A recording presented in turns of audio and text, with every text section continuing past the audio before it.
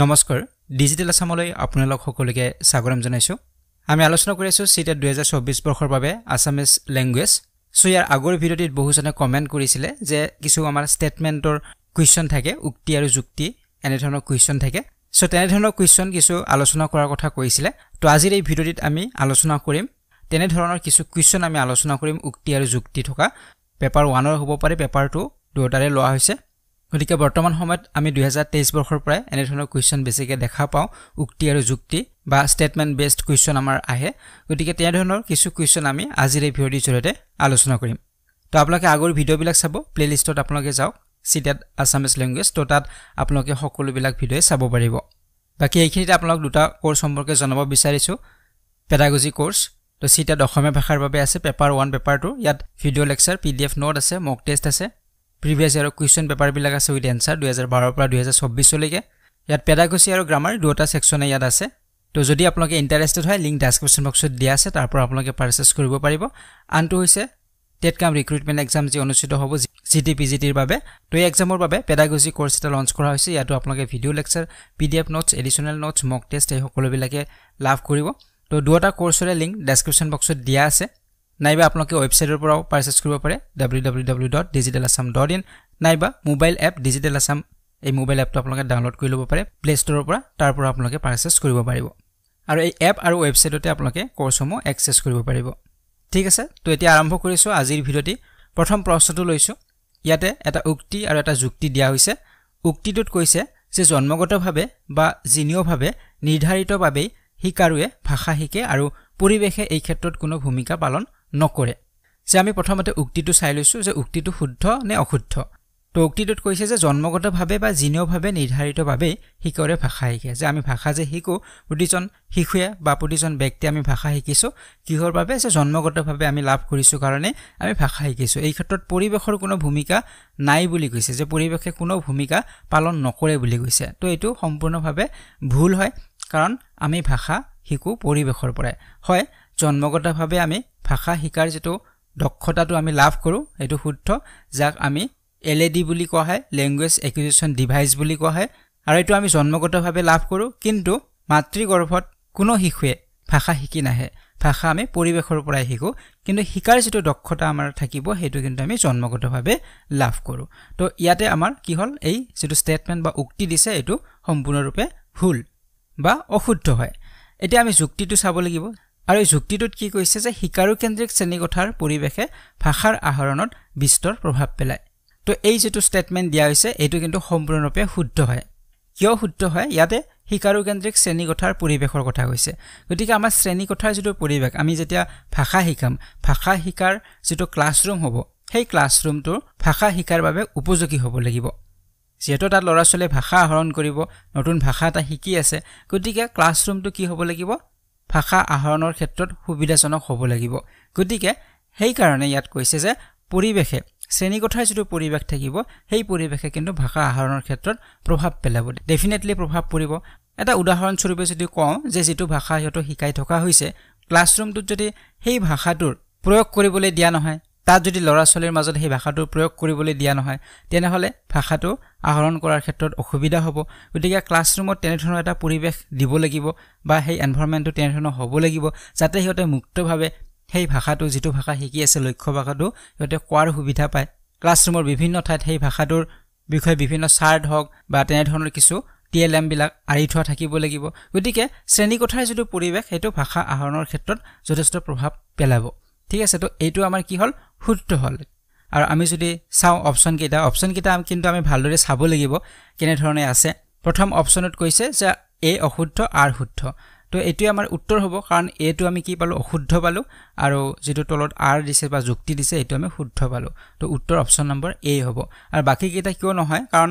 2 নম্বৰত কৈছে এ আৰু আৰ দুটাই শুদ্ধ গতিকে দুটাইটো শুদ্ধ নহয় গতিকে এটো অপচন আমাৰ হ'ব নোৱাৰে আৰু 3 নম্বৰ যদি চাও এ আৰু আৰ দুটাই শুদ্ধ বুলি কৈছে তো এইটোও হ'ব নোৱাৰে শুদ্ধ যেটো দুটাই নহয় তো এইটো আমাৰ অপচন নহয় আৰু 4 নম্বৰত কৈছে এ শুদ্ধ আৰ অশুদ্ধ তো এইটোটো নহয় এটো অশুদ্ধ হয় আৰটো শুদ্ধ হয় তো উত্তৰ হ'ব অপচন নম্বৰ 1 হ'ব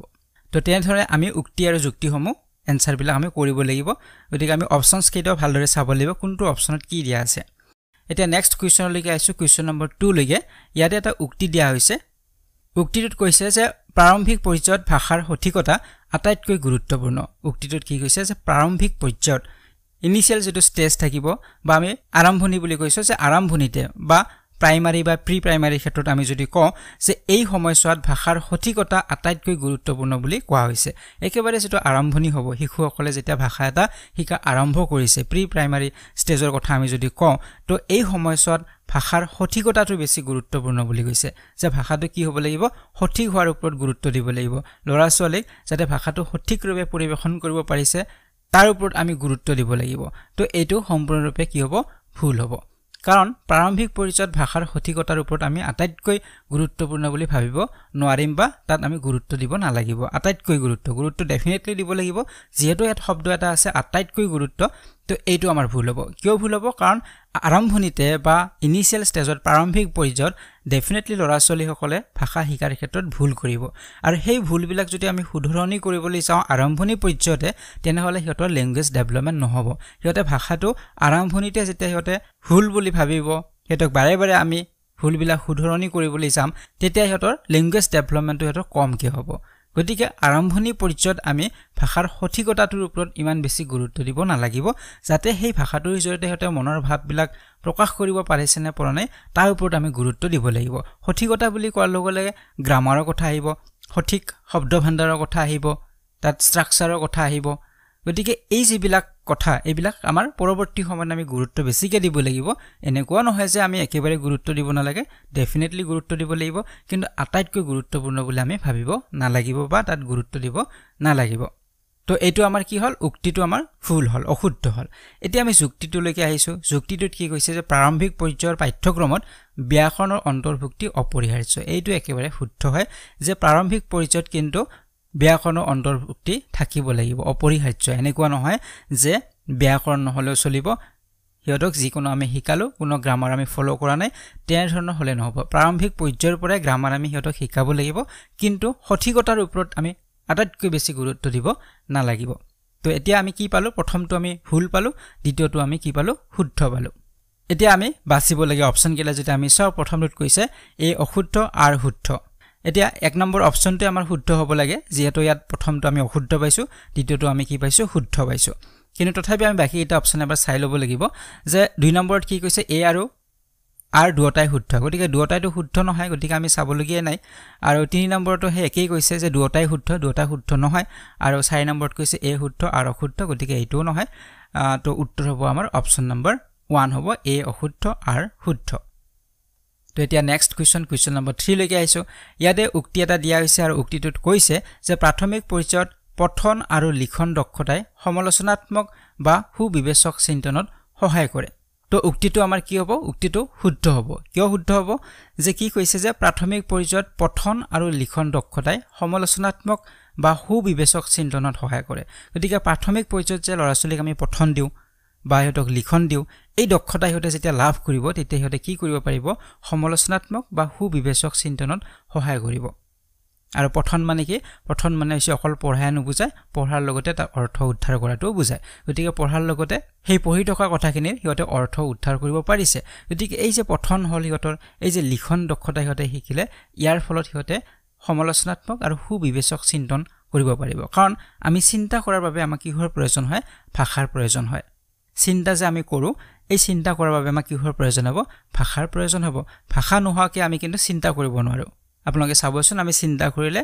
আমাক এটা ভাষাৰ প্ৰয়োজন হ'ব কিন্তু কিবা নহয় কিবা এটা ভাষাত কিন্তু আমি চিন্তাখিনি কৰিছো গতিকে চিন্তা কৰিব গলেও আমাক কিহৰ প্ৰয়োজন হ'ব ভাষাৰ প্ৰয়োজন হ'ব গতিকে প্ৰাথমিক পৰ্যায়ত যেতিয়া হতে পঠন বা লিখন দক্ষতা এইবিলাক কৰিব যাৰ ফলত হিয়তে ভাল চিন্তনত হিয়তৰ সহায় হ'ব তো এইটো একেবাৰে শুদ্ধ হয় উক্তিটো এটা যুক্তিটোৰ ফালে যদি আমি চাও সমালোচনাত্মক বা সুবিবেচক চিন্তন হৈছে পঠন আৰু লিখন দক্ষতাৰ এক উপদক্ষতা গতিকে উপদক্ষতাৰ কথা কৈছে সাব স্কিলৰ কথা কৈছে আৰু পঠন আৰু লিখনৰ সাব স্কিল নহয় সমালোচনাত্মক বা সুবিবেচক যেটো চিন্তন এই চিন্তনটো বা থিংকিংটো ইয়াৰ উপদক্ষতা নহয় সাব স্কিল নহয় পঠনৰ সাব স্কিল বুলি ক'লে আমি স্কেনিং বা স্কিমিং এইবিলাকৰ কথা ক'ব পাৰো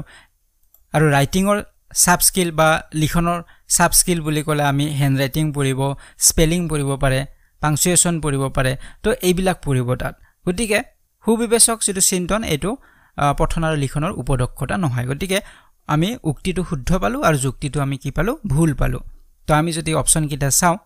প্ৰথমটোত কৈছে a আৰু r উভয় শুদ্ধ গতিকে উভয়টো শুদ্ধ নহয় এটো আমি চাবলগীয়া নাই এতিয়া দুই নম্বৰত চালে দুই নম্বৰটো হে একেটাই কৈছে a আৰু r উভয় শুদ্ধ তো এইটো আমাৰ উত্তৰ নহয় তিনি নম্বৰত কৈছে a অশুদ্ধ r শুদ্ধ কিন্তু আমি a টো অশুদ্ধ পোৱা নাই এটো শুদ্ধ পাইছো গতিকে উত্তৰ হ'ব আমাৰ অপচন নম্বৰ 4 a শুদ্ধ r অশুদ্ধ হ'ব ঠিক আছে অপচন নম্বৰ 4 হ'ব ইয়াৰ শুদ্ধ উত্তৰ এতিয়া আহিলো নেক্সট কোৱেশ্চন নম্বৰ 4 লৈকে ইয়াতে কৈছে উক্তি a দিয়া হৈছে যে শৈশৱৰ আৰম্ভণি কালছোৱাত শিশুৱে বিশেষ্যতকৈ ক্ৰিয়াপদ বেছিকৈ ব্যৱহাৰ কৰে আৰু ব্যাকৰণৰ নিয়মবোৰত গুৰুত্ব নিদিয়ে যে কি কৈছে যে শৈশৱৰ যেতিয়া আৰম্ভণি কালছোৱাত শৈশৱ কালৰ আৰম্ভণি কালছোৱাত কি কৰে শিশুসকলে বিশেষ্যতকৈ ক্ৰিয়াপদহে বেছি ব্যৱহাৰ কৰে ইয়াতে বিশেষ্যপদ বেছি ব্যৱহাৰ নকৰে বিশেষ্যপদ মানে আমি সকলোৱে জানো নাম মাত্ৰাৰ বিশেষ্য আৰু ক্ৰিয়াপদ মানে ভাৰ্বছ বিলাক ইয়াতে বেছিকৈ ব্যৱহাৰ কৰে আৰু ব্যাকৰণৰ নিয়মবিলাক ইমান গুৰুত্ব নিদিয়ে তো এতিয়া এই উক্তিটো শুদ্ধ হ'ব নে ভুল হ'ব ডেফিনেটলি শুদ্ধ হ'ব কিয় শুদ্ধ হ'ব যে শৈশৱৰ আৰম্ভণি কালছোৱাত শিশুৱে বিশেষ্যবিলাক বেছি ব্যৱহাৰ নকৰে ক্ৰিয়াপদ বিলাক বেছি ব্যৱহাৰ কৰে যেহেতু এই সময়ছোৱাত হিয়তৰ ওয়াৰ্ক স্টক নাথাকে বা হিয়তৰ ভোকেবুলাৰি ইমান ষ্ট্ৰং নহয় হিয়তে বহুত শব্দ ভাণ্ডাৰ হিয়তৰ ইমান সহকি নহয় গতিকে কম শব্দৰ জৰিয়তে হিয়তে মনৰ ভাববিলাক প্ৰকাশ কৰিব লাগে গতিকে সেই কাৰণে আৰু তাত ব্যাকৰণৰ নিয়মবিলাক হিয়তে নিহিকে সেই সময়ছোৱাত গতিকে ব্যাকৰণৰ নিয়মবিলাক হিয়তে এপ্লাই নকৰে গতিকে তাৰ হলনি হিয়তে কি কৰে ক্ৰিয়াপদ বেছি ব্যৱহাৰ কৰে ভাৰ্বছ বিলাক বেছি ব্যৱহাৰ কৰে যে খাম জাম এইবিলাক হিয়তে বেছি ব্যৱহাৰ কৰে তো খাম বুলি ক'লে এটো ক্ৰিয়াপদ জাম বুলি ক'লে ক্ৰিয়াপদ গতিকে খাম জাম তো এইবিলাক ব্যৱহাৰ কৰে আৰু খাম বুলি কোৱাৰ লগে লগে আমি বুজিব লাগিব যে কিবা খাব বিচাৰিছে জাম বুলি ক'লে কৰবাত যাব বিচাৰিছে তো তেদৰে ক্ৰিয়াপদ ব্যৱহাৰ কৰি মনৰ কথাবিলাক প্ৰকাশ কৰে গতিকে বেছিকে ইহতে ক্ৰিয়াপদে ব্যৱহাৰ কৰে গতিকে এই উক্তিটো একেবাৰে শুদ্ধ হয় আৰু যুক্তিটো যদি আমি চাও যে শিশুৰ শব্দ ভাণ্ডাৰ টনকিয়াল নহয় এতিয়া ইয়াত আৰু এটা কথা আমি চাব লাগিব যে উক্তি আৰু যুক্তি যে উক্তিটোৰ যেটো যুক্তি দিব তাৰ মানে সেই উক্তিটোৰ তাৰ কাৰণটো লিখা থাকিব লাগিব যুক্তিটোত কি লিখা থাকিব লাগিব কাৰণটো লিখা থাকিব লাগিব কেতিয়াবা কিছুমান আমাৰ প্ৰশ্ন থাকিব যে তাৰ উক্তিটোৰ শুদ্ধ হয় যুক্তিটোও শুদ্ধ হয় কিন্তু যুক্তিটো উক্তিটোৰ এটা শুদ্ধ ব্যাখ্যা নহয় তেনে ধৰণৰ প্ৰশ্ন থাকে উক্তিও শুদ্ধ থাকে যুক্তিও শুদ্ধ থাকে কিন্তু যুক্তিটো কি হ'ব লাগিব উক্তিটোৰ এটা ব্যাখ্যা হ'ব লাগিব যে ইয়াত যে কৈছে ক্ৰিয়াপদ বেছি ব্যৱহাৰ কৰে তো ইয়াৰ কাৰণটো কি হে কাৰণটো আমি জানিব লাগিব কাৰণটো হৈছে যুক্তিটোত দিয়া আছে যে শিশুৰ শব্দ ভাণ্ডাৰ টনকিয়াল নহয় যে মই যেটো কৈছো ওয়াৰ্ড স্টক ইহতে নাথাকে শব্দ ভাণ্ডাৰ ভোকেবুলাৰি বহুত বেছি ইহতে নাজানে কম শব্দৰ ভিতৰত যেটো মনৰ ভাৱ প্ৰকাশ কৰিব লাগিব সেইকাৰণে ইহতে অকল ক্ৰিয়াপদ বিলাক ব্যৱহাৰ কৰি ইহতে মনৰ ভাৱখিনি প্ৰকাশ কৰে গতিকে ইয়াত উক্তিটোও শুদ্ধ হল যুক্তিটোও শুদ্ধ হল আৰু যদি আমি ভালদৰে চাও তেনেহলে এই উক্তিটোৰ এটা সম্পূৰ্ণ বা শুদ্ধ এটা ব্যাখ্যা দিছে যুক্তিটোৱে গতিকে আমি এইটো মন কৰিব লাগিব এনে ধৰণৰ প্ৰশ্ন আমাৰ আহিব যে ইয়াৰ শুদ্ধ ব্যাখ্যা কৰিছে না কৰা নাই যুক্তিটোৱে উক্তিটোৰ শুদ্ধ ব্যাখ্যা কৰিছে না কৰা নাই কিন্তু ইয়াত কিন্তু শুদ্ধ ব্যাখ্যা কৰিছে ইয়াৰ কাৰণটো যুক্তিটোত কি থাকিব উক্তিটোৰ কাৰণ থাকিব উক্তিটোত যে কোৱা হৈছে যে ক্ৰিয়াপদ বেছি ব্যৱহাৰ কৰে গতিকে তাৰ কাৰণটো কি কাৰণটো দৰ্শোৱা আছে নে নাই যুক্তিটোত হেতু আমি চাব লাগিব যুক্তিটো শুদ্ধ হলেই নহব তো ইয়াৰ কাৰণ ব্যাখ্যা কৰিছে না কৰা নাই হেতুও চাব লাগিব গতিকে ইয়াৰ কাৰণ ব্যাখ্যা কৰিছে গতিকে আমি যদি অপচন নম্বৰ 1 টু চাও যেনে a শুদ্ধ আৰু r অশুদ্ধ এটোটো আমাৰ উত্তৰ নহয় কাৰণ দুটা আমি কি পাইছো শুদ্ধ পাইছো গতিকে এইটো অপচন আমি এলিমিনেট কৰিলো তাৰ পিছত আমি যদি চাও a আৰু r উভয় শুদ্ধ কিন্তু r এৰ শুদ্ধ ব্যাখ্যা নহয় বুলি কৈছে যে a আৰু r উভয় শুদ্ধ এইখিনি লৈকে ঠিকই আছে দুটা শুদ্ধ আমি পাইছো কিন্তু r এৰ শুদ্ধ ব্যাখ্যা নহয় বুলি কৈছে r মানে এই যুক্তিটো উক্তিটোৰ শুদ্ধ ব্যাখ্যা নহয় বুলি কৈছে কিন্তু আমি যদি চাও বা আমি আলোচনাও কৰিলো ই শুদ্ধ এটা ব্যাখ্যা হয় তো এটো আমাৰ উত্তৰ তেতিয়া নহব উত্তৰ কোনটো হ'ব অপচন নম্বৰ 4 হ'ব যে a আৰু r উভয় শুদ্ধ আৰু r হৈছে এৰ শুদ্ধ ব্যাখ্যা গতিকে r টো মানে যুক্তিটো উক্তিটোৰ এটা শুদ্ধ ব্যাখ্যা দৰ্শাইছে তো এনে ধৰণৰ প্ৰশ্ন আমাক দিব পাৰে বেলেগ বেলেগ ধৰণৰ আৰু সেই কাৰণে আমি অপচনস কেইটা ভালদৰে চালি জাৰি চাব লাগে প্ৰথম অপচনটো চাই যে দুটাই শুদ্ধ বুলি কৈছে গতিকে এইটোৱে হ'ব তেনে ধৰণে আমি দিব নালাগিব আমি চাব লাগিব বাকিখিনিও চাব লাগিব কি কৈছে এতিয়া নেক্সট কোৱেশ্চনলৈকে আহিছো কোৱেশ্চন নম্বৰ 5 লৈকে ইয়াতে উক্তি দিয়া হৈছে বিদ্যালয়লৈ অহা সকলো শিশুৱে বয়স অনুযায়ী পটু ভাষা ব্যৱহাৰ কৰে যে যিসকল লৰাছলে বিদ্যালয়ত আহে সেই বিদ্যালয়ত অহা সকলো শিশুৱে বয়স অনুযায়ী হতে পটু ভাষা ব্যৱহাৰ কৰে গতিকে হেটো বয়স অনুযায়ী হেতে ভাষা ব্যৱহাৰ কৰে ক্লাছ 1 ৰ ল'ৰা ছোৱালী ক্লাছ 2 ৰ ল'ৰা ছোৱালী সিহঁতৰ ভাষা যেটো ব্যৱহাৰ বেলেগ বেলেগ হ'ব যিমানখিনি সিহঁতে পটুটা থাকে ভাষাত সেই পটুটা অনুযায়ী সিহঁতে ভাষা ব্যৱহাৰ কৰে গতিকে ক্লাছ 5 ৰ ল'ৰা ছোৱালীৰ লগত ক্লাছ 1 ৰ ভাষা নিমিলিব কাৰণ সিহঁতৰ পটুটা বেলেগ বেলেগ হয় সিহঁতৰ যেটো দক্ষতা সেই ভাষাৰ ক্ষেত্ৰত বা ল্যাঙ্গুৱেজ ডেভেলপমেন্ট হৈছে এটো বেলেগ বেলেগ হৈছে গতিকে সেই কাৰণে ইয়াত উক্তিটো আমাৰ শুদ্ধ হ'ব কিয় শুদ্ধ হ'ব কাৰণ ইয়াত কৈছে যে বিদ্যালয়লৈ অহা সকলো শিশুৱে সিহঁতৰ বয়স অনুযায়ী সিহঁতে ভাষা ব্যৱহাৰ কৰে আৰু এটো একেবাৰে শুদ্ধ হয় কিন্তু ইয়াৰ যুক্তিটো কি দিছে ইয়াৰ কাৰণটো দৰ্শাইছে না দৰ্শা নাই যে কিয় সিহঁতৰ বয়স অনুযায়ী পটু ভাষা ব্যৱহাৰ কৰে তো আৰত কি কৈছে বা যুক্তিটোত কি কৈছে যে ভাষা আৰু সংস্কৃতিৰ বৈচিত্ৰ্য বা বিবিধতাৰ বাবে শিশুবোৰে নিজৰ পটুটা প্ৰদৰ্শন কৰিবলৈ সক্ষম নহয় বুলি কৈছে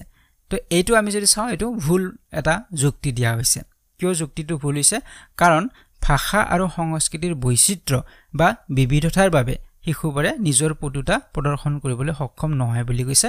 আৰু আমি এটো ভালদৰে জানো যে ভাষা বা আমাৰ সংস্কৃতিৰ ক্ষেত্ৰত যেতিয়া বৈচিত্ৰ্য থাকিব তেতিয়া ইয়াক আমি এটা সম্পদ হিচাপে ল'ব লাগে এটা সমল হিচাপে লৈ ল'ৰা ছোৱালীক ল্যাঙ্গুৱেজ ডেভেলপমেন্ট কৰিব পাৰো আৰু এটো আমাৰ শিক্ষকসকলৰ বাবে এটা প্লাস পইণ্ট হয় যে ইয়াৰ জৰিয়তে ল'ৰা ছোৱালীক আমি ল্যাঙ্গুৱেজ ডেভেলপমেন্টৰ বিষয়টো বুজাবলৈ সুবিধা হয় ইয়াত ভাষা বা সংস্কৃতিৰ বৈচিত্ৰ্য মানে কি যে আমাৰ ক্লাছৰুমত বেলেগ বেলেগ ভাষা ল'ৰা ছোৱালী থাকে বেলেগ বেলেগ সংস্কৃতিৰ পৰা অহা ল'ৰা ছোৱালী থাকিব ইহঁতৰ হয়তো ভাষা বেলেগ বেলেগ কাৰোবাৰ বড়ো কাৰোবাৰ অসমীয়া কাৰোবাৰ বাংলা তো তেনে ধৰণৰ হ'ব পাৰে গতিকে এই বেলেগ বেলেগ ভাষা বা এই যে ভাষাৰ মাজত বৈচিত্ৰ্য থাকিব বা সংস্কৃতিৰ মাজত বৈচিত্ৰ্য থাকিব তো এইটোৱে বাধা দিয়ে বুলি কৈছে ইয়াতে এইটোৱে বাধা দিয়ে বুলি কৈছে কিন্তু প্ৰকৃতাৰ্থত ই বাধাৰ সৃষ্টি নকৰে বৰং ইয়াক আমি যদি ইউটিলাইজ কৰিবলৈ জানো এই মাল্টিলিংগুৱেলিজম যে থাকিব আমাৰ ক্লাছৰুমত মাল্টিলিংগুৱেল ক্লাছৰুমত আমাৰ ল্যাঙ্গুৱেজ ডেভেলপমেন্টৰ ক্ষেত্ৰত ইয়াক আমি সম্পদ হিচাপে ব্যৱহাৰ কৰিব পাৰো আৰু বেলেগ বেলেগ ভাষাৰ আমি উদাহৰণ দি ল্যাঙ্গুৱেজ ডেভেলপমেন্টৰ আৰু বেছি ভাল কৰিব পাৰো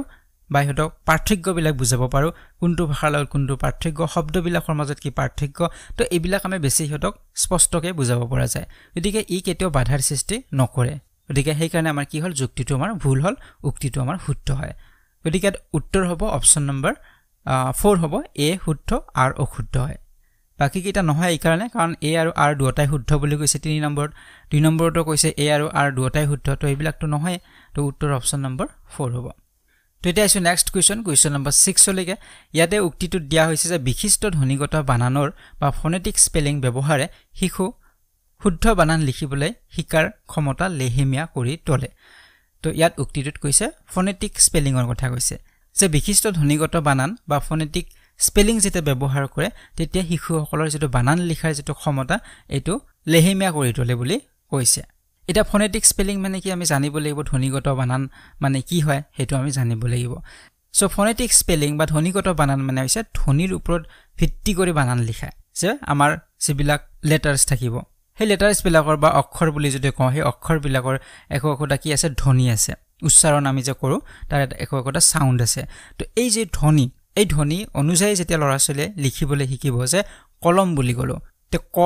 উচ্চাৰণ কৰিলে তো ক লিখিলে ল উচ্চাৰণ কৰি ল লিখিলে তো ম উচ্চাৰণ কৰি ম লিখিলে তো এনেদৰে হিয়তে ধ্বনিগত বানান লিখে যেনেদৰে তাৰ উচ্চাৰণ কৰা হৈছে ঠিক তেনে ধৰণে হিয়তে লিখে উচ্চাৰণটো যদি ভুল হৈছে তেনেহলে হিয়তে ভুলে লিখিব কলমটোক যদি খলম বুলি কৈছে তেনেহলে এটা খ লিখিব গতিকে এই যেটো ধ্বনিগত যেটো বানান ধ্বনিৰ ওপৰত ভিত্তি কৰি হিয়তে লিখিবলৈ যে শিকিছে তো এইটোৱে কি কৰে বানান লিখাৰ যেটো ক্ষমতাটো লেহেমিয়া কৰি তোলে বুলি কৈছে আৰু এইটো সম্পূৰ্ণৰূপে ভুল হয় আমাৰ কিছুমান ব্যতিক্ৰম থাকে ধ্বনিগতভাৱে আমি লিখিব গলে কিছুমান বানান আমাৰ ভুল হ'ব পাৰে কিন্তু প্ৰথম অৱস্থাত ইনিশিয়ালি কিন্তু আমি তেনে ধৰণে ল'ৰা-ছোৱালী শিকাব লাগিব বা তেনে ধৰণে আমি সকলোৱে শিকো আমি উচ্চাৰণ অনুযায়ী বা যেটো তাৰ সাউন্ড হয় সাউন্ড অনুযায়ী আমি লিখা আৰম্ভ কৰো গতিকে এইটো আমাৰ উক্তিটো কি হল ভুল হল যুক্তিটোত কি কৈছে যে শিশুৱে পৰম্পৰাগত বানানৰ পৰিৱৰ্তে নিজে উদ্ভাৱন কৰা বানান কৰিলে হিয়তৰ বানান শুদ্ধকৈ লিখিব পৰাৰ ক্ষমতা লেহেমিয়া নহয় গতিকে এইটো আমাৰ কি হ'ব শুদ্ধ হ'ব কিয় শুদ্ধ হ'ব কাৰণ ইয়াত কৈছে যে পৰম্পৰাগত বানানৰ পৰিৱৰ্তে যেতিয়া হিয়তে নিজে উদ্ভাৱন কৰা বানান লিখিব নিজে হিয়তে উদ্ভাৱন কৰে যে এনে ধৰণে কৈছে উচ্চাৰণ কৰিছে গতিকে ইয়াত এইটো শব্দ হ'ব গতিকে ইয়াত এইটো আমি বৰ্ণ লিখিব লাগিব তো হিয়তে নিজে নিজে কি কৰিব উদ্ভাৱন কৰিব সো যেতিয়া আমি ন উচ্চাৰণ কৰিম ন উচ্চাৰণ কৰাৰ লগে লগে হিয়তে মূৰ্ধন্য ন লিখিব পাৰে দন্তীয়া ন লিখিব পাৰে গতিকে হিয়তে নিজে নিজে উদ্ভাৱন কৰি ল'ব যে কোনোবা হয়তো দন্তীয়া ন লিখিব কোনোবা হয়তো মূৰ্ধন্য ন লিখিব গতিকে এই উচ্চাৰণ অনুযায়ী সিহঁতে নিজে নিজে উদ্ভাৱন কৰি ল'ব আৰু সেই অনুযায়ী সিহঁতে বানানটো লিখিব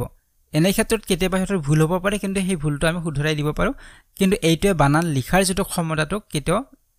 লেহেমিয়া নকৰে গতিকে সেই কথাষাৰে ইয়াতে কৈছে যে ই লেহেমিয়া নহয় বুলি কৈছে শুদ্ধকৈ লিখিব পৰা ক্ষমতা লেহেমিয়া নহয় গতিকে এইটো শুদ্ধ হয় কিন্তু প্ৰথমটো আমি কি পাইছিলো ভুল পাইছিলো তো উত্তৰ কি হ'ব অপচন নম্বৰ 1 হ'ব ইয়াতে এ অশুদ্ধ আৰ শুদ্ধ বাকি কেইটা নহয় এই কাৰণে এ আৰু আৰ উভয় শুদ্ধ বুলি কৈছে গতিকে সেই কাৰণে এইটো হ'ব নোৱাৰে তো এতিয়া আইছো নেক্সট কোৱেশ্চন নম্বৰ 7 লৈকে তো যেতিয়া অনলাইন এক্সাম হৈছিল তেতিয়াও এনে ধৰণৰ প্ৰশ্ন আহিছিল তো তাৰ এইটো প্ৰশ্ন হয় যেনে ইয়াতে কৈছে যে প্ৰাৰম্ভিক শ্ৰেণীত ভাষা শিকোৱাৰ নীতিৰ বিষয়ে তলত দিয়া উক্তি আৰু যুক্তিৰ আধাৰত উত্তৰ নিৰ্বাচন কৰক যে প্ৰাৰম্ভিক শ্ৰেণীত ভাষা শিকোৱাৰ নীতিৰ ওপৰত এই প্ৰশ্নটো কৰা হৈছে উক্তিটোত কৈছে যে শিকাৰক দৃশ্য শ্ৰব্য স্পৰ্শ সকলো ধৰণে জড়িত কৰাব পৰাকৈ শিক্ষকে ভাষা কাৰ্যবোৰ পৰিকল্পনা কৰা উচিত যে কি কৈছে উক্তিটোত যে শিকাৰক যাতে আমি দৃশ্য শ্ৰাব্য স্পৰ্শ সকলো ধৰণে জড়িত কৰাব পৰাকৈ হিহঁতক ভাষা শিকাও বা ভাষা যিবিলাক কাৰ্য বা এক্টিভিটি হিহঁতক দিয়া হয় সেইবিলাক আমি পৰিকল্পনা কৰিব লাগে গতিকে ইয়াত শিক্ষকৰ কথা কৈছে গতিকে আমি শিক্ষকসকলে কি কৰিব লাগিব এনে ধৰণৰ পৰিকল্পনা কৰিব লাগিব আমি যিবিলাক হিহঁতক ভাষা কাৰ্য দিম হিহঁতক এক্টিভিটিজ দিম সেইবিলাকত যাতে শিকাৰে দেখিবও পাৰে চাবও পাৰে শ্ৰব্য মানে হিহঁতে শুনিবও পাৰে স্পৰ্শ কৰিও চাব পাৰে তেনে ধৰণৰ আমি এক্টিভিটি হিহঁতক দিব লাগিব তো এইটো একেবাৰে শুদ্ধ হয় কাৰণ যেহেতু ইয়াত আৰম্ভণিতে কৈছে যে প্ৰাৰম্ভিক শ্ৰেণীৰ কথা কৈছে আৰু প্ৰাৰম্ভিক শ্ৰেণীত আমি ল'ৰা ছোৱালীক যিকোনো এটা শব্দ আমি যেতিয়া শিকাম সেই শব্দটো শিকাবলৈ যাওঁতে ধৰি ললো হিহঁতক আমি কমলা শব্দটো শিকালো যে এই কমলা শব্দটো শিকাওতে হিহঁতক দেখুৱাব লাগিব সেই কমলাটো আমি দেখুৱালো হিহঁতক ক'ব লাগিব হিহঁতক শুনালো শব্দটো কৈ হিহঁতক শুনাইছো শ্ৰব্য হিহঁতৰ হৈছে তাৰ পিছত হিহঁতক আমি স্পৰ্শও কৰিব দিছো স্পৰ্শ কৰাৰ পিছত হিহঁতে অনুমান কৰিব পাৰিব যে কমলাটো কেনে ধৰণৰ হয় গোল হয় তো এইবিলাক হিহঁতে অনুমান কৰিব পাৰিব গতিকে ইয়াৰ ফলত হিহঁতৰ সেই যিটো শব্দ হিহঁতে শিকিলে সেইটো বেছি সময়লৈকে হিহঁতৰ মনত থাকিব বা হেয়া চিৰস্থায়ী হিহঁতৰ হ'ব গতিকে এনে ধৰণে আমি প্ৰাৰম্ভিক শ্ৰেণীবিলাকত আমি তেনে ধৰণে শিকাব লাগে বা যিবিলাক আমাৰ এক্টিভিটিজ থাকিব সেইবিলাক তেনে ধৰণৰ হ'ব লাগে তাত দৃশ্য শ্ৰব্য স্পৰ্শ এই সকলোকিটা যাতে থাকে তেনে ধৰণৰ হ'ব লাগে তো এইটো একেবাৰে শুদ্ধ হয় আৰু যদি যুক্তিটো চাওঁ যে প্ৰাথমিক স্তৰত কিছুমান বিশেষ শিকন ধৰণ থাকে সঁচাৰ কাঠিৰ দৰে এইবোৰে ভাষা দক্ষতাৰ আহৰণত সহায় কৰে গতিকে এই যদি যুক্তিটো আমাৰ শুদ্ধ হয় কিয় শুদ্ধ হয় কাৰণ ইয়াত কি কৈছে যে প্ৰাথমিক স্তৰত বিশেষ শিকন ধৰণ থাকে কাৰণ আমি প্ৰাথমিক স্তৰত যেতিয়া শিকাম ল'ৰা ছোৱালীক তাৰ শিকন ধৰণটো বেলেগ হায়াৰ ক্লাছবিলাকত আমি তেনে ধৰণে নিশিকাও কিন্তু প্ৰাথমিক স্তৰত আমি বিভিন্ন কথা আমি লক্ষ্য কৰিবলগীয়া হয় যেনে ইয়াত দৃশ্য শ্ৰব্য স্পৰ্শ সকলোবিলাকৰ ওপৰত গুৰুত্ব দিব লগা হয় কিন্তু হায়াৰ ক্লাছত আমাৰ ইমান নালাগে লেকচাৰ মেথডৰ জৰিয়তে বহুত কথা ইহঁতে বুজিব পাৰে কিন্তু প্ৰাৰম্ভিক শ্ৰেণীবিলাকত আমাৰ তেনে ধৰণৰ নহয় ইহঁতক আমি এক্টিভিটিবিলাকৰ জৰিয়তে দৃশ্য শ্ৰব্য স্পৰ্শ এইবিলাকৰ জৰিয়তে ইহঁতক আমি শিকাব লাগে গতিকে ইয়াত বিশেষ শিকন ধৰণ থাকে তো এইটো শুদ্ধ হয় আৰু কাঠিৰ দৰে এইবোৰ ভাষা দক্ষতা আহৰণত সহায় কৰে তো বাক্যটোৰ অলপ খেলিমেলি আছে যেহেতু এইবিলাক ইংৰাজীৰ পৰা ট্ৰান্সলেট কৰি তেওঁলোকে কুৱেশ্যনছবিলাক ছেট কৰিছিলে গতিকে অলপ খেলিমেলি আছিলে তথাপি আমি বুজি লৈছোঁ যে ভাষা দক্ষতা আহৰণ কৰাৰ ক্ষেত্ৰত ই সহায় কৰিব গতিকে এইটো শুদ্ধ হয় যে ভাষা দক্ষতাখিনি যেতিয়া আহৰণ কৰাৰ ক্ষেত্ৰত ডেফিনেটলি এই যিমান বেলেগ বেলেগ ধৰণে আমি যে ল'ৰা ছোৱালীক শিকাওঁ দৃশ্য শ্ৰব্য স্পৰ্শ এইবিলাকৰ ওপৰত গুৰুত্ব দি শিকাওঁ এইবিলাকে কি কৰিব ভাষা দক্ষতা আহৰণৰ ক্ষেত্ৰত সহায় কৰিব গতিকে উক্তিটোও শুদ্ধ হ'ল যুক্তিটোও আমাৰ কি হ'ল শুদ্ধ হ'ল গতিকে উত্তৰ কি হ'ব উত্তৰ হ'ব অপচন নম্বৰ 4 হ'ব যে ক আৰু খ দুটাই শুদ্ধ হয় ক খ দুটাই শুদ্ধ আৰু খ হৈছে কৰ শুদ্ধ ব্যাখ্যা খটোৱে কটোৰ কিন্তু শুদ্ধ ব্যাখ্যা এটা কৰি দিছে গতিকে উত্তৰ অপচন নম্বৰ 4 হ'ব 3 টোটো কৈছে ক আৰু খ দুটাই শুদ্ধ কিন্তু এইটো উত্তৰ এই কাৰণে নহয় কাৰণ ইয়াত কোৱা হৈছে যে খ কৰ শুদ্ধ ব্যাখ্যা নহয় বুলি কৈছে কিন্তু যেহেতু ব্যাখ্যাটো শুদ্ধই হৈছে গতিকে উত্তৰ আমাৰ অপচন নম্বৰ 4 হ'ব গতিকে আপোনাক এটা কথা মনত ৰাখিব আমি আৰু এবাৰ কৈছো যে এই যে ব্যাখ্যাটো শুদ্ধ বা ব্যাখ্যাটো শুদ্ধ নহয় বুলি কয় এটো কিহৰ ওপৰত ডিপেন্ড কৰিব উক্তিটো আৰু যুক্তিটোৰ মাজত ৰিলেচনটো আপোনালোকে চাব যে উক্তিটোৰ যি দিয়া হৈছে তাৰ লগত যুক্তিটোৰ ৰিলেচন আছে নে নাই হেতু আপোনালোকে চাব যে উক্তিটোত কৰা সেই প্ৰশ্নটো বা সেই যেটো ষ্টেটমেন্ট কৰিব সেই ষ্টেটমেন্টৰ উত্তৰটো কিন্তু যুক্তিটোত থাকিব লাগিব আৰু যদি তেনে ধৰণৰ হয় তেনেহলে হি সম্পূৰ্ণৰূপে শুদ্ধ ব্যাখ্যা কৰিছে বুলি আমি ক'ব পাৰিম তো ঠিক আছে এতিয়া নেক্সট কোৱেশ্চন নম্বৰ 8 লৈকে আহিছো ইয়াতে সুধিছে যে তলত দিয়া উক্তি আৰু যুক্তিৰ আধাৰত ভাষা আহৰণৰ শুদ্ধ বিকল্পটো নিৰ্বাচন কৰক তো ইয়াতে উক্তি আৰু যুক্তিৰ আধাৰত আমি ভাষা আহৰণৰ শুদ্ধ বিকল্প এটা নিৰ্বাচন কৰিবলৈ দিছে সিয়াতে কৈছে যে এটা গোষ্ঠীত জন্ম লাভ কৰিলে শিশুৱে সেই গোষ্ঠীটোৰ ভাষা ক'ব তো এইটো উক্তিটো আমাৰ শুদ্ধ হয় যে এটা গোষ্ঠীত জন্মলাভ যেতিয়া কৰিব শিশুতে সেই গোষ্ঠীটোৰে ভাষা ক'ব যেটো গোষ্ঠীত সিহঁতৰ জন্ম হয় কাৰণ আমি অলপ আগতো আলোচনা কৰিছো বা আগৰ ভিডিওবিলাকতো আমি আলোচনা কৰি আহিছো যে জন্মৰ লগে লগে আমি ভাষা শিকাৰ যেটো প্ৰৱণতা বা যেটো দক্ষতা হেতু আমি লৈ আহো কিন্তু পৰিবেশৰ ওপৰত ভিত্তি কৰি আমি ভাষা শিকো যোনে যি পৰিবেশত থাকিব সেই ভাষা শিকিব যদি তো অসমীয়া ভাষা কোৱা পৰিবেশত থাকে অসমীয়া ভাষা শিকিব যদি বাংলা ভাষা কোৱা পৰিবেশত থাকে তো বাংলা ভাষা শিকিব গতিকে ডিপেন্ড কৰিব তেওঁৰ কি গোষ্ঠীত বা কেনে ধৰণৰ কমিউনিটিত তেওঁৰ জন্ম হৈছে হেতুৰ ওপৰত ডিপেন্ড কৰিব গতিকে যেনে ধৰণৰ কমিউনিটিত তেওঁৰ জন্ম হয় সেই ভাষাটোৱে তেওঁ ক'ব গতিকে এইটো একেবাৰে শুদ্ধ হয় কিন্তু যুক্তিটোত কি কৈছে যে কোনটো ভাষাত সেই সুৰতে কথা ক'ব হেতু প্ৰতিপালন তথা পৃষ্ঠপোষকতাৰ অংশ গতিকে ইয়াত যুক্তিটো আমাৰ কি হল শুদ্ধ হল কিয় শুদ্ধ হল যে কি ভাষাত কথা ক'ব ইয়াত সুৰতে বুলি আহিছে গতিকে কি ভাষাত কথা ক'ব হেতু আমি বুজি ললে হল যে কি ভাষাত শিশুতে কথা ক'ব হেতু কিহৰ ওপৰত ডিপেন্ড কৰিব প্ৰতিপালন যে কি পৰিবেশত প্ৰতিপালন কৰা হৈছে বা তাৰ পৃষ্ঠপোষকতা কোনে কৰিছে তাৰ ওপৰতে নিৰ্ভৰ কৰিব যদিও এটা শিশু তোৰ মাক দেউতা হয়তো অসমীয়া হ'ব পাৰে কিন্তু তেওঁ থাকিলে দিল্লীত গতিকে সৰু তেওঁ জন্ম তাত হৈছে তাৰ পৰা তেওঁ ডাঙৰ দীঘল হৈছে গতিকে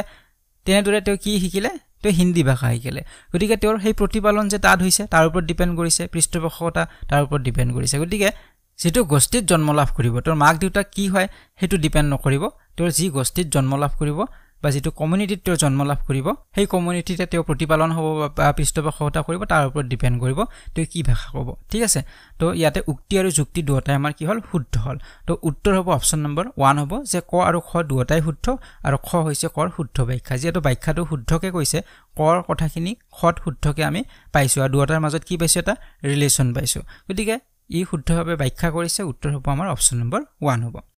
নেক্সট কুৱেশ্যন নম্বৰ 9 লৈকে আহিছো ইয়াতে কৈছে যে প্ৰাথমিক বিদ্যালয়ত ভাষা শিকনৰ নীতিৰ আধাৰত দিয়া উক্তি আৰু যুক্তিৰ পৰা শুদ্ধ বিকল্প নিৰ্বাচন কৰক তো ইয়াত ক যেটো উক্তি দিয়া হৈছে ইয়াতে কৈছে যে ভাষাৰ শিক্ষক এগৰাকীয়ে ছাত্ৰ ছাত্ৰীক লক্ষ্য ভাষাটোত পঢ়া লিখা আৰু বানান জটোৱাৰ পৰ্যাপ্ত সুযোগ দিয়া উচিত যে এগৰাকী ভাষাৰ শিক্ষকে কি কৰিব লাগিব ছাত্ৰ ছাত্ৰীক লক্ষ্য ভাষা মানে টাৰ্গেটেড ল্যাঙ্গুৱেজ বা যেটো ভাষা হিতে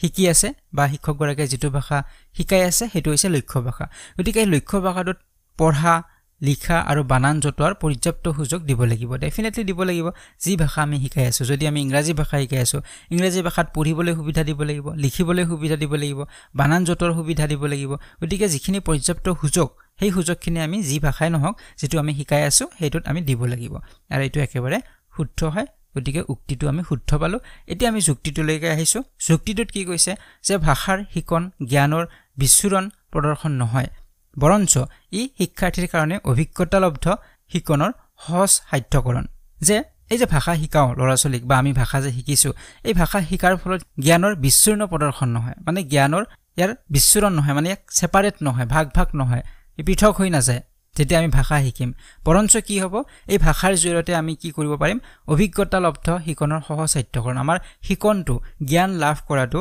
আমাৰ বেছি সহজ হ'ব যেতিয়া আমি ভাষা শিকিম ভাষা অবিহনে আমাৰ জ্ঞান লাভ কৰাৰ ক্ষেত্ৰতো অসুবিধা আহিব গতিকে আমি জ্ঞান লাভ কৰাটো বা আমি যে অভিজ্ঞতাৰ জৰিয়তে যে জ্ঞান অৰ্জন কৰিম এটো আৰু বেছি সহজ হ'ব যদি আমি ভাষা শিকো যদি আমি ভাষা জানো পঢ়া লিখা বানান কৰা এইবিলাক যদি আমি শিকো তেনেহলে আমি জ্ঞান লাভ কৰাৰ ক্ষেত্ৰত আৰু বেছি সহজসাধ্য হ'ব ডেফিনেটলি আমি পঢ়িব পাৰিম পঢ়ি জ্ঞান অৰ্জন কৰিব পাৰিম লিখি জ্ঞান অৰ্জন কৰিব পাৰিম গতিকে ইয়াৰ জৰিয়তে আমাৰ কি হ'ব অভিজ্ঞতালব্ধ আমাৰ শিকনৰ সহজসাধ্যকৰণ হ'ব আমি সহজতে অভিজ্ঞতা ল'ব পাৰিম গতিকে এই কথাষাৰ কৈছে গতিকে উক্তি আৰু যুক্তি দুটাই শুদ্ধ আৰু কটোৰ এটা ব্যাখ্যাও খটোৱে কৰিছে যেহেতু কটোত কৈছে যে আমি লিখা পঢ়া বানান কৰা সকলো শিকাব লাগিব আৰু এই সকলোবিলাকে কি কৰিব আমাক জ্ঞান অৰ্জনৰ ক্ষেত্ৰত আমাক সহায় কৰিব আমাক অভিজ্ঞতালব্ধ শিকন সহজ সাধ্যকৰণ হ'ব আমি সহজতে শিকিব পাৰিম বা নতুন নতুন অভিজ্ঞতা আমি ল'ব পাৰিম ইয়াৰ জৰিয়তে এই ভাষা শিকনৰ জৰিয়তে ঠিক আছে তো এতিয়া উত্তৰ হ'ব আমাৰ অপচন নম্বৰ 4 হ'ব ক আৰু খ উভয় শুদ্ধ আৰু খ হৈছে কৰ শুদ্ধ ব্যাখ্যা তো এতিয়া আমি শেষৰ প্ৰশ্নটো লৈছো 10 নম্বৰ প্ৰশ্নটো ইয়াতে কৈছে ক আৰু খ স্তম্ভ মিলাই শুদ্ধ বিকল্প নিৰ্বাচন কৰক তো এইটোত উক্তি আৰু যুক্তি নহয় ইয়াত আমাক এনে ধৰণৰ প্ৰশ্নও দিছিলে তো এনে ধৰণৰ প্ৰশ্ন আমাৰ আহিব পাৰে ক স্তম্ভ দিয়া হৈছে আৰু খ স্তম্ভ দিয়া হৈছে তো ইয়াতে আমাক মিলাবলৈ দিয়া হৈছে কটোৰ লগত খক মিলাব লাগিব কত কি দিয়া হৈছে ইংৰাজীত গান গোৱা পটু বচন বা ভাষণ কবিতা লিখা আৰু কথোপকথন আৰু খত তেনেধৰণে দিয়া আছে কথন ভংগী সৃষ্টিশীল প্ৰকাশ ভংগী বল শাখাগাত ছন্দ আৰু উচ্চাৰণ ভংগী নিজৰ পাল পৰালৈ ৰোৱা বা পাল হলোৱা এতিয়া 1 নম্বৰটো যদি চাও ইংৰাজীত গান গোৱা ইংৰাজীত গান গোৱাটো কিহৰ লগত জড়িত হ'ব যে ইংৰাজীত যেটা কোনোবা গান গাব এটো কিহৰ লগত জড়িত হ'ব এটো ডেফিনেটলি সিল লগত জড়িত হ'ব যে গান গাব লাগিলে আমাৰ কি হ'ব লাগিব আমাৰ ছন্দত আমি জানিব লাগিব আমাৰ উচ্চাৰণ ভংগী আমাৰ সঠিক হ'ব লাগিব ডেফিনেটলি আমাৰ উচ্চাৰণ বিলাক ঠিক হ'ব লাগিব ইংৰাজীত যেটা গান গোৱা যাব বা বল বা শাখাগাত মানে আমি কোড বেছি স্ট্ৰেছ দিব লাগিব কোনটো শব্দত আমি বেছিকে জোৰ দিম কোনটো শব্দত আমি কমকে জোৰ দিম তো তেনে ধৰণে আমাৰ গানটো শুনিবলৈ huala হ'ব আমি পঢ়াৰ দৰে যেতে পঢ়ি যাম তেতিয়া এটো গান নহব আৰু গান আমি যেটা হুৰত গাব লাগিব তাত ছন্দৰ কথা আহিব শাখাগাত থাকিব মানে কোড আমি স্ট্ৰেছ দিম কোড আমি কমকে স্ট্ৰেছ দিম গতিকে এই বিলাক কথা আমাৰ আহিব উচ্চাৰণৰ ভংগীটো আহিব উচ্চাৰণ আমি শব্দবিলাক যেনেদৰে জেনাৰেলি উচ্চাৰণ কৰো গানত আমি উচ্চাৰণ ভংগীটো অলপমান huala টাইপৰ হয় গতিকে এই কথাখিনি আমাৰ কোড আহিব গান গোৱাৰ ক্ষেত্ৰত আহিব ইংৰাজীতে হওক বা অসমীয়াতে হওক গান গোৱাৰ ক্ষেত্ৰত আমাৰ সি নম্বৰটো ইয়াত মিলিব ঠিক আছে একৰ লগত সি মিলিলে এতিয়া 2 নম্বৰৰ লগত কি মিলিব পটু বচন বা ভাষণ ইয়াৰ বাবে কি লাগিব ভাষণ বা পটু বচন ভাল এটা ভাষণ দিব লাগিলে তো তাত আমাৰ কিহৰ লগত মিলিব এইটো মিলিব কথন ভংগীৰ লগত গতিকে কথন ভংগী আমাৰ ভাল হলে আমি ভাল এটা ভাষণ দিব পাৰো ভাল ভাষণ দিব লাগিলে আমাৰ কথন ভংগী থাকিব লাগিব কথা কোৱাৰ যেটো ভংগীমা আমাৰ থাকিব লাগিব ঠিক আছে কিছুমান মানুহ কথা কলে আমাৰ শুনি থাকিবলৈ মন যায় আৰু কিছুমান মানুহ কথা কলে আমাৰ অলপ শুনিব মন নাযায় গতিকে এটো ডিপেন্ড কৰিব কথন ভংগীটোৰ ওপৰত ডিপেন্ড কৰিব গতিকে সেই কাৰণে ভাল ভাষণ বা পটু বচন আমি কৰিব লাগিলে কথন ভংগীৰ লগত কথন ভংগী আমাৰ থাকিব লাগিব এতিয়া 3 নম্বৰত কৈছে কবিতা লিখা আৰু কবিতা লিখাটো এটা কি হয় এটা ক্ৰিয়েটিভ হয় সকলোৱে কবিতা লিখিব নোৱাৰে সকলোৱে গান লিখিব নোৱাৰে গতিকে এইবিলাক হৈছে আমাৰ ক্ৰিয়েটিভ হয় গতিকে ইয়াৰ কাৰণে আমাক কি লাগিব সৃষ্টিশীল প্ৰকাশভংগী লাগিব যিগৰাকী সৃষ্টিশীল প্ৰকাশভংগী থাকিব তেওঁহে কবিতা গান এইবিলাক লিখিব পাৰিব তো এইটো মিলিল আমাৰ বিল লগত আৰু হেখত আছে 4 নম্বৰত কথোপকথন আৰু এইটো মিলিব দিল লগত যে নিজৰ পাল পৰালৈ ৰোৱা বা পাল হলোৱা যে কথোপকথনত আমি কি কৰিব লাগিব মই কৈ আছো এতিয়া মই অকলে কৈ আছো কাৰণে মইয়ে কৈ আছো যেতিয়া আমি কথোপকথন কৰিম মই যিখিনি কম সেইখিনি আনজনে শুনিব তাৰ পিছত তেওঁ উত্তৰ দিব আৰু তেওঁ যেতিয়া কৈ থাকিব মই তেতিয়া নিজৰ পাল পৰালৈ ৰৈ থাকিব লাগিব মোৰ যেতিয়া পাল আহিব মই তেতিয়া কম 3-4 জন লগ বন্ধু আমি কথা পাতিব পাৰো তো তেতিয়া সকলোৱে নিজৰ পাল পৰালৈকে ৰৈ থাকিব লাগিব গতিকে নিজৰ পাল পৰালৈ ৰৈ থকা বা পাল হলোৱা ঠিক আছে তো এইটো হ'ব আমাৰ কথোপকথনৰ লগত মিলিব তো উত্তৰ আমাৰ অপচন নম্বৰ 3 হ'ব এ লগত সি মিলিছে 2 লগত এ মিলিছে 3 লগত বি মিলিছে আৰু 4 লগত ডি মিলিছে ঠিক আছে তো এনে ধৰণৰ প্ৰশ্ন আমাক দিব পাৰে তো আজিৰ ভিডিওটি ইমানে আছিল আজি আমি 10টা প্ৰশ্ন আমি আলোচনা কৰিছো আৰু এই 10টা প্ৰশ্নৰ জৰিয়তে মই আপোনাক এনে ধৰণৰ যেতিয়া প্ৰশ্ন আহিব ষ্টেটমেন্ট বেস প্ৰশ্ন আহিব তাৰ উত্তৰবিলাক আমি কেনেদৰে কৰিব লাগে তো সেইখিনি মই বুজাবলৈ চেষ্টা কৰিলো বাকি আপোনালোকে প্ৰিভিয়াস ইয়াৰৰ কোৱেশ্চন বিলাক আপোনালোকে সলভ কৰিব প্ৰিভিয়াস ইয়াৰৰ কোৱেশ্চনছ বিলাক সলভ কৰিলে বহুতখিনি আপোনালোকৰ আইডিয়া হ'ব গতিকে পৰীক্ষাৰ আগত যিমান পাৰে আপোনালোকে প্ৰেক্টিস কৰক নিশ্চয় আপোনালোকে ভাল ফলাফল এটা কৰিবলৈ সক্ষম হ'ব তো আজি ভিডিওটি ইমানে আছিল পৰৱৰ্তী ভিডিওত পুনৰবাৰ লগ পোৱাৰ আশাৰে আজি ভিডিওটিৰ পৰা বিদায় লৈছো ধন্যবাদ